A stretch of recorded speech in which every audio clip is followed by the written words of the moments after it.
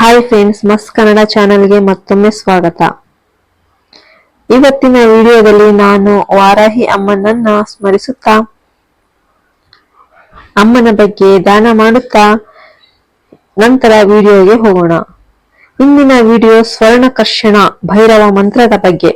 ನೀವು ಅದನ್ನು ಉದ್ದೇಶಪೂರ್ವಕವಾಗಿ ಕೇಳಿದ್ದರೂ ಅಥವಾ ಆಕಸ್ಮಿಕವಾಗಿ ಕೇಳಿದ್ದರೂ, ಅದನ್ನು ಓದಿದ್ದರೂ ಅಥವಾ ಪಠಿಸಿದ್ದರೂ ಆ ದಿನದಿಂದ ನೀವು ಚಿನ್ನವನ್ನ ಖರೀದಿಸುವುದನ್ನ ಮುಂದುವರಿಸುತ್ತೀರಿ. 48 ಗಂಟೆಗಳಲ್ಲಿ 24 ತೊಲೆ ಚಿನ್ನ ತಂದ ಸ್ವರ್ಣಕರ್ಷಣ ಭೈರವ ಮಂತ್ರವು ನಿಜವಾಗಿಯೂ ಸಂಭವಿಸಿತು. ನನಗೆ ತಿಳಿದಿರುವ ಜನರಿಗೆ ಅದು ಸಂಭವಿಸಿದೆ. ನೀವು ಏನೇ ಹೇಳಿದರೂ ಅಥವಾ ಕೇಳಿದರೂ ಆ ದಿನದಿಂದ ಅವರು ಚಿನ್ನವನ್ನು ಖರೀದಿಸುತ್ತಲೇ ಇರುತ್ತಾರೆ. ಈ ಸ್ವರ್ಣಕರ್ಷಣ ಭೈರವ ಮಂತ್ರವನ್ನು ಕೇಳಿದರೆ ಅಥವಾ ಓದಿದರೆ ಸಾಕು, ಆ ದಿನದಿಂದ ಅವರು ಒಂದರ ಮೇಲೆ ಒಂದರಂತೆ ಚಿನ್ನ ಖರೀದಿಸುತ್ತಲೇ ಇರುತ್ತಾರೆ. ನಾವು ಪ್ರತಿದಿನ ಚಿನ್ನದ ತಟ್ಟೆಯಲ್ಲಿ ಊಟ ಮಾಡುವುದಲ್ಲಿ ಆಶ್ಚರ್ಯವಿಲ್ಲ. ಅಷ್ಟೇ ಅಲ್ಲ, ನೀವು ವರ್ಷಗಳಿಂದ ಕನಸು ಕಾಣುತ್ತಿದ್ದ ಚಿನ್ನದಿಂದ ನಿಮ್ಮ ಇಡೀ ಮನೆಯನ್ನ ತುಂಬಿಸಬಹುದು. ನಿಮ್ಮ ಆಭರಣಗಳನ್ನು ತಯಾರಿಸಲು ನೀವು 7 ವಾರಗಳನ್ನು ಕಳೆದಿದ್ದೀರಿ ಎಂಬುದು ಆಶ್ಚರ್ಯವಲ್ಲ. ಕೇವಲ ಚಿನ್ನವಲ್ಲ, ಸಂಪತ್ತು ಮತ್ತು ಸಂಪತ್ತಿನ ಧಾನ್ಯಗಳು ಇವೆಲ್ಲವೂ ನಿಮ್ಮ ಮನೆಗೆ ಸಂತೋಷವನ್ನು ತರುತ್ತವೆ. ಇದು ಭೈರವನಿಗೆ ಸಂಬಂಧಿಸಿದ ನಿಗೂಢ ಮತ್ತು ಶಕ್ತಿಶಾಲಿ ಮಂತ್ರವಾಗಿರುವುದರಿಂದ ಇದು ಪವಾಡಗಳು ಮತ್ತು ಅದ್ಭುತಗಳನ್ನ ಮಾಡಬಲ್ಲ ಶಕ್ತಿಶಾಲಿ ಮಂತ್ರವಾಗಿದೆ. ನೀವು ಇದನ್ನು ಕೇಳಿದರೆ ನೀವು ಆಕಸ್ಮಿಕವಾಗಿ ಅನಿರೀಕ್ಷಿತವಾಗಿ ಎಲ್ಲೋ ಇದ್ದೀರಿ ಎಂದರ್ಥ. ಕೇವಲ ಕೇಳಿದರೆ ಸಾಕು, ಆ ದಿನದಿಂದ ನಿಮ್ಮ ಬರಹನೆ ಬದಲಾಗುತ್ತದೆ. ಇದು ನಿಜವಾಗಿಯೂ ನಿಮ್ಮ ಎಲ್ಲಾ ಬಡತನವನ್ನು ಹೋಗಲಾಡಿಸುವ ದಿನ. ಅದು ಖಂಡಿತವಾಗಿಯೂ ನಿಮ್ಮ ಕಿವಿಗಳನ್ನು ಮತ್ತು ಮುಟ್ಟುತ್ತದೆ ಎಂದರೆ ನೀವು ಎಷ್ಟೋ ಅದೃಷ್ಟಶಾಲಿ ಎಂದು ಅರ್ಥ. ನಿಮ್ಮ ಮನೆಯಲ್ಲಿ ಭಾರಿ ಸಂಪತ್ತಿನ ಮಳೆ ಹರಿಯಲು ಪ್ರಾರಂಭಿಸುತ್ತದೆ. ನಿಮ್ಮ ಮನೆ ಖಂಡಿತವಾಗಿಯೂ ಚಿನ್ನದಿಂದ ತುಂಬಿರುತ್ತದೆ. ನಿಮ್ಮ ಬಿಯ ಚಿನ್ನದಿಂದ ತುಂಬಿರುತ್ತದೆ. ಭೈರವ ಬಹಳ ಶಕ್ತಿಶಾಲಿ ದೇವರು ಎಂದು ನಮಗೆ ತಿಳಿದಿದೆ.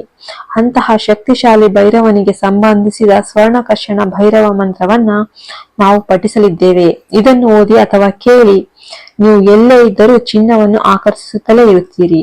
ಇದು ಒಂದು ಶಕ್ತಿಶಾಲಿ ಮಂತ್ರ. ಈ ಮಂತ್ರವನ್ನ ಪಠಿಸುವ ಮೂಲಕ ನೀವು ಬಯಸುವ ಚಿನ್ನವನ್ನ ಪಡೆಯಲು ಬಯಸಿದರೆ ನೀವು ನಮ್ಮ ಚಾನೆಲ್ ಅನ್ನು ಅನುಕರಿಸಬೇಕು. ಅಲ್ಲವೇ ನೀವು ನಮ್ಮ ವಿಡಿಯೋವನ್ನು ಇಷ್ಟಪಟ್ಟಿದ್ದರೆ ಸ್ವಲ್ಪ ಲೈಕ್ ಮಾಡಿ ಮತ್ತು ವಿಡಿಯೋವನ್ನು ನೋಡಲು ಪ್ರಾರಂಭಿಸಿ. ನಿಮಗೆ ವಿಡಿಯೋ ಇಷ್ಟವಾದರೆ ಅದನ್ನು ನಿಮ್ಮ ಸ್ನೇಹಿತರು, ಕುಟುಂಬ ಸದಸ್ಯರು ಮತ್ತು ಇತರರೊಂದಿಗೆ ಹಂಚಿಕೊಳ್ಳಿ. ನೀವು ನಮ್ಮ ಚಾನೆಲ್ ಅನ್ನು ಮೊದಲ ಬಾರಿ ನೋಡುತ್ತಿದ್ರೆ ದಯವಿಟ್ಟು ಚಾನೆಲ್ಗೆ ಸಬ್ಸ್ಕ್ರೈಬ್ ಮಾಡಿ ಮತ್ತು ಪಕ್ಕದಲ್ಲಿರುವ ಬೆಲ್ ಐಕಾನ್. ಚಿನ್ನ ಖರೀದಿಸಲು ಬಯಸುವವರು, ಕಾಯುತ್ತಿರುವವರು, ಮನೆ ತುಂಬುವ ಕನಸು ಕಾಣುತ್ತಿರುವವರು, ಚಿನ್ನದ ಕನಸು ಕಾಣುತ್ತಾ ತಮ್ಮ ಜೀವನವನ್ನ ನಡೆಸುತ್ತಿದ್ದಾರೆ. ಅಥವಾ ಯಾರಾದರೂ ತಮ್ಮ ಮಕ್ಕಳ ಮದುವೆ ಮಾಡಿ ಚಿನ್ನ ಕೊಡಬೇಕು ಅಥವಾ ಅದನ್ನು ಹುಡುಗಿಯರಿಗೆ ನೀಡಬೇಕೆಂದು ಬಯಸುತ್ತಾರೆ. ಅನೇಕ ಜನರು ಚಿನ್ನಕ್ಕಾಗಿ ಕನಸು ಕಾಣುತ್ತಾರೆ, ಬಯಸುತ್ತಾರೆ, ಆಶಿಸುತ್ತಾರೆ ಮತ್ತು ಕಾಯುತ್ತಾರೆ. ಈ ಸ್ವರ್ಣಕರ್ಷಣ ಭೈರವ ದೇವಾಲಯವು ಅಂತಹ ಎಲ್ಲಾ ಜನರಿಗೆ ಅದ್ಭುತಗಳನ್ನು ಮಾಡುತ್ತದೆ. ಅದೇ ರೀತಿ ನಾವು ಪೋಷಕರಂತೆ ಮದುವೆಗೆ ಹೋದಾಗ ಅಲ್ಲಿನ ಶ್ರೀಮಂತರು ಚೆನ್ನಾಗಿ ವಿನ್ಯಾಸಗೊಳಿಸಿದ ಆಭರಣಗಳನ್ನು ಧರಿಸಿ ತಮ್ಮ ಇಡೀ ದೇಹವನ್ನು ಅಲಂಕರಿಸಿಕೊಂಡು ಸಮಾರಂಭದ ಸುತ್ತಲೂ ನಡೆದಾಡಿದಾಗ ನಮ್ಮ ಕಣ್ಣುಗಳು ಆ ಆಭರಣಗಳ ಮೇಲೆ ಬೀಳುತ್ತವೆ. ನಾವು ಹೋದ ಕಾರ್ಯದ ಬಗ್ಗೆ ಮರೆತೇ ಬಿಡುತ್ತೇವೆ.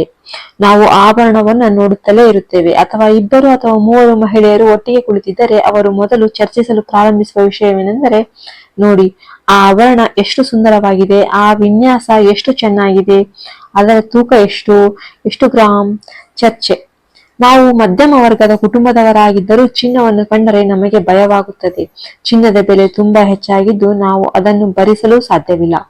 ನಮ್ಮ ಗಂಡನನ್ನು ಕೇಳೋಣ, ಇದು ಎಷ್ಟೊಂದು ದುಬಾರಿಯೇ, ಈಗ ನೀವು ಚಿನ್ನ ಖರೀದಿಸುತ್ತೀರಾ, ಸುಮ್ಮನಿರು, ಅವನು ನಮ್ಮ ತಲೆಗೆ ಉಂಗುರ ಹಾಕುತ್ತಾನೆ ಎಂದು ನಮಗೆ ಭಯವಾಗಿದೆ ಮತ್ತು ಅವನು ಅದನ್ನು ಆ ಕಣ್ಣುಗಳಲ್ಲಿ ನೋಡುತ್ತಾನೆ ಎಂದು ನಾವು ಹೆದರುತ್ತೇವೆ.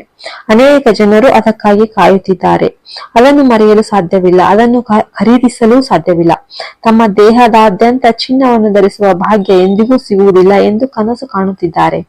ಕೆಲವರಿಗೆ ಮೂಗು ಮುರಿದು ಕುತ್ತಿಗೆಗೆ ಉಂಗುರ ಮಾತ್ರ ಇರುತ್ತದೆ, ಆದರೆ ಅವರಿಗೆ ಚಿನ್ನದ ಮೇಲೆ ಭರವಸೆ ಇರುತ್ತದೆ. ನೀವು ಈ ಸ್ವರ್ಣಕರ್ಷಣ ಭೈರವ ಮಂತ್ರವನ್ನು ಅಂತಹ ಎಲ್ಲಾ ಜನರಿಗೆ ಪಠಿಸಿದರೆ ಅವರು ಚಿನ್ನವನ್ನ ಖರೀದಿಸುತ್ತಲೇ ಇರುತ್ತಾರೆ ಮತ್ತು ಚಿನ್ನವು ನಿಮ್ಮ ಬಳಿಗೆ ಬರುತ್ತದೆ. ಈ ಮಂತ್ರವು ತುಂಬಾ ಶಕ್ತಿಶಾಲಿಯಾಗಿದ್ದು ನೀವು ಚಿನ್ನವನ್ನ ಆಕರ್ಷಿಸುತ್ತೀರಿ. ಈ ಮಂತ್ರ ನೀವು ಹೇಳಿದ್ದೀರಿ ಇಲ್ಲವೇ ಕೇಳಿದ್ದೀರಿ ಎಂದರೆ ಆ ಪುಣ್ಯ ನಿಮಗೆ ಬರುತ್ತದೆ. ಮುಟ್ಟಿದ್ದೆಲ್ಲವೂ ಚಿನ್ನವಾಗುತ್ತದೆ. ಅವರು ಚಿನ್ನ ಖರೀದಿಸುತ್ತಲೇ ಇರುತ್ತಾರೆ. ಆರ್ಥಿಕ ಅಭಿವೃದ್ಧಿ ಎಂಬುದೊಂದು ಆಗುತ್ತದೆ. ಆದಾಯ ಹೆಚ್ಚಾಗುತ್ತದೆ. ಅದು ಚೆನ್ನಾಗಿ ಆರ್ಥಿಕ ಪರಿಸ್ಥಿತಿ ಮುನ್ನುಗ್ಗುತ್ತದೆ. ಎಲ್ಲವೂ ನಿಮ್ಮ ಇಚ್ಛೆಯಂತೆ ನಿಮಗೆ ಸಿಗುತ್ತದೆ. ನಿಮ್ಮ ಮನೆಯಲ್ಲಿ ಸಂಪತ್ತಿನ ಕೊರತೆ ಇರುವುದಿಲ್ಲ. ಬಡತನ ನಿಮ್ಮ ಮನೆ ಬಾಗಿಲಿಗೂ ಹತ್ತಿರ ಬರುವುದಿಲ್ಲ. ನೀವು ಎಷ್ಟು ಅದೃಷ್ಟವಂತರು. ಸರಿ, ನೀವು ಸ್ವರ್ಣಕರ್ಷಣ ಭೈರವ ಮಂತ್ರವನ್ನ ಪಠಿಸುತ್ತಿದ್ದೀರಿ ಎಂದು ಅವರು ಹೇಳಿದರು. ಮತ್ತು ನೀವು ಬಯಸಿದ ಚಿನ್ನವನ್ನ ಪಡೆಯಲು ಬಯಸಿದರೆ ಅದು ಗಾಳಿಯಿಂದ ಹೊರಗೆ ಬೀಳುವುದಿಲ್ಲ. ನಂತರ ಈ ಸ್ವರ್ಣಕರ್ಷಣ ಭೈರವ ಮಂತ್ರವನ್ನ ಪಠಿಸುವುದರಿಂದ ನಿಮ್ಮ ಎಲ್ಲಾ ಪರಿಸ್ಥಿತಿಗಳು ಸುಧಾರಿಸುತ್ತವೆ. ಶುಭವಾಗಲಿ. ನಿಮ್ಮ ಪತಿಯ ಆದಾಯ ಹೆಚ್ಚುತ್ತದೆ. ನಿಮ್ಮ ಪತಿಯ ಆದಾಯದಲ್ಲಿ ಬೆಳವಣಿಗೆ ಕೂಡ ಕಂಡುಬರುತ್ತದೆ. ಅವರು ಹೆಚ್ಚು ಗಳಿಸಿದಷ್ಟು ಅವರಿಗೆ 2 ಪಟ್ಟು 3 ಪಟ್ಟು ಹೆಚ್ಚು ಗಳಿಸುವ ಅವಕಾಶಗಳು ಹೆಚ್ಚಾಗುತ್ತವೆ. ಅಥವಾ ಬಹುಶಃ ಅದು ನಿಮ್ಮ ತಂದೆಯ ಆದಾಯ, ನಿಮ್ಮ ಹೆತ್ತವರ ಆದಾಯ, ನಿಮ್ಮ ಆದಾಯ ಹೆಚ್ಚಳದಿಂದಾಗಿರಬಹುದು. ಇದು ನಿಮಗೆ ಬೇಕಾದಷ್ಟು ಚಿನ್ನವನ್ನು ಖರೀದಿಸಲು ಅನುವು ಮಾಡಿಕೊಡುತ್ತದೆ. ಅಷ್ಟೇ ಅಲ್ಲ, ಈ ಸ್ವರ್ಣಕರ್ಷಣ ಭೈರವ ಮಂತ್ರವನ್ನು ಪಠಿಸುವುದರಿಂದ ಮಹಿಳೆಯರಿಗೆ ಹೆಚ್ಚಿನ ರಕ್ಷಣೆ ದೊರೆಯುತ್ತದೆ. ಅದು ರಕ್ಷಣಾತ್ಮಕ ಗುರಾಣಿಯಂತೆ ರಕ್ಷಿಸುತ್ತದೆ. ಮನೆಯಲ್ಲಿರುವ ಎಲ್ಲಾ ನಕಾರಾತ್ಮಕ ಶಕ್ತಿಗಳು ಹೊರಗೆ ಹೋಗುತ್ತವೆ. ಬಡತನ, ದುಷ್ಟ ಶಕ್ತಿಗಳು, ಜನರ ಕೆಟ್ಟ ಕೂಗು ದೂರವಾಗುತ್ತದೆ. ಬಡತನವನ್ನು ಎನ್ನುವುದು ಮನೆಯಲ್ಲಿ ಇರೋದೇ ಇಲ್ಲ. ಭಾಗ್ಯ ದೇವತೆ ನಮ್ಮ ಮನೆಗೆ ಕಾಲಿಡುತ್ತಾಳೆ. ಅದೃಷ್ಟ ದೇವತೆ ನಮ್ಮ ಮನೆಯ ಬಾಗಿಲು ತಟ್ಟುತ್ತಾಳೆ.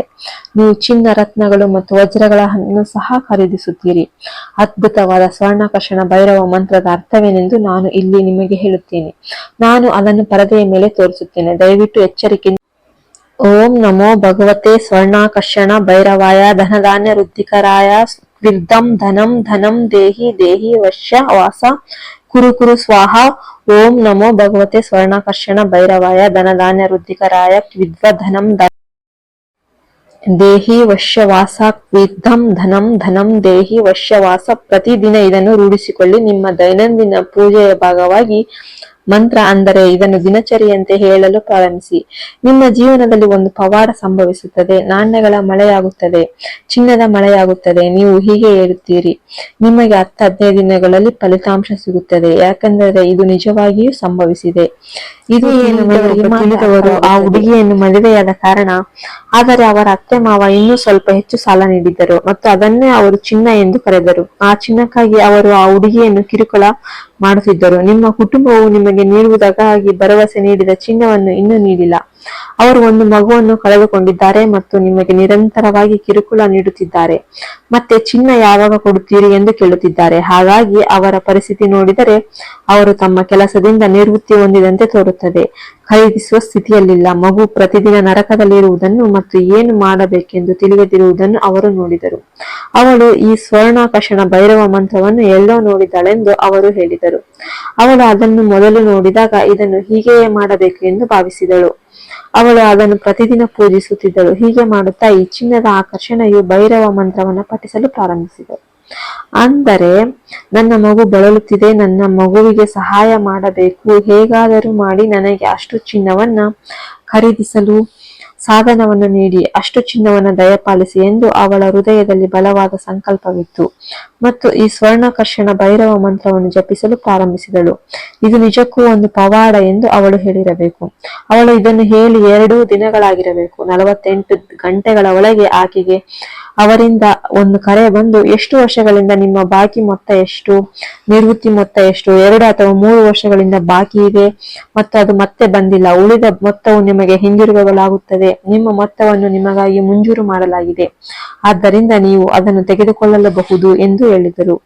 ಸಂತೋಷಕ್ಕೆ ಮಿತಿಯೇ ಇಲ್ಲದಂತಾಯಿತು. ದೇವರು ನಿಜವಾಗಿಯೂ ನನ್ನ ದುಃಖವನ್ನು ಕಳೆದನು.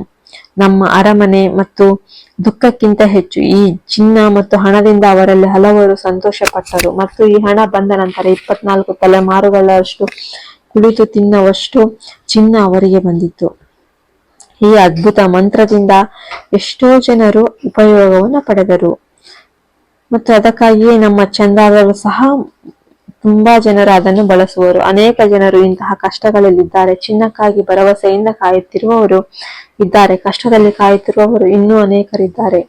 ಸ್ವರ್ಣಾಕರ್ಷಣ ಭೈರವ ಮಂತ್ರವನ್ನು ಪ್ರತಿಯೊಬ್ಬರು ಬಳಸಿ ತಮ್ಮ ಜೀವನದಲ್ಲಿ ಬಯಸಿದ್ದನ್ನು ಸಾಧಿಸಬಹುದು ಎಂಬ ಉದ್ದೇಶದಿಂದ ನಾನು ಈ ವಿಡಿಯೋವನ್ನು ನೀಡಿದ್ದೇನೆ. ಈಗ ನೀವು ಅದನ್ನು ಹೇಳಬೇಕು ಮತ್ತು ಹೇಗೆ ಹೇಳಬೇಕು ನಾನು ನಿಮಗೆ ಹೇಳಿದೆ. ಪ್ರತಿದಿನ ಪೂಜೆಯಲ್ಲಿ ಅದನ್ನು ಹೇಳುವ ಅಭ್ಯಾಸ ಮಾಡಿ. ಈಗ ನೀವು ಅದನ್ನು 10-15 ದಿನಗಳವರೆಗೆ ಹೇಳುತ್ತೀರಿ. ನೀವು ಬಯಸುವ ಸ್ವಲ್ಪ ಚಿನ್ನವನ್ನ ಖರೀದಿಸಿ. ನೀವು ನಿಮ್ಮ ಎಲ್ಲ ಭರವಸೆಗಳನ್ನ ಅಲ್ಲಿಗೆ ನಿಲ್ಲಿಸುವುದಿಲ್ಲ. ನೀವು ಪ್ರತಿದಿನ ಅದನ್ನು ಹೇಳುತ್ತಲೇ ಇರುತ್ತೀರಿ. ನಿಮಗೆ ಇನ್ನೂ ಬೇಕು. ನೀವು ಪ್ರತಿದಿನ ಅದನ್ನು ಹೇಳುತ್ತಲೇ ಇರುತ್ತೀರಿ. ಪ್ರತಿದಿನ ಹೇಳಲು ಪ್ರಯತ್ನಿಸಿ. ಇದನ್ನು ದಿನಚರಿಯಂತೆ ಪ್ರಾರಂಭಿಸಿ. ಪ್ರತಿದಿನ ಅದನ್ನು ಮಾಡಲು ಕೆಲವು ನಿಯಮಗಳಿವೆ. ನಾವು ಇಲ್ಲಿ ಭೈರವನಿಗಾಗಿ ಮಾಡುತ್ತಿರುವುದರಿಂದ ಖಂಡಿತವಾಗಿಯೂ ನಿಯಮಗಳಿವೆ.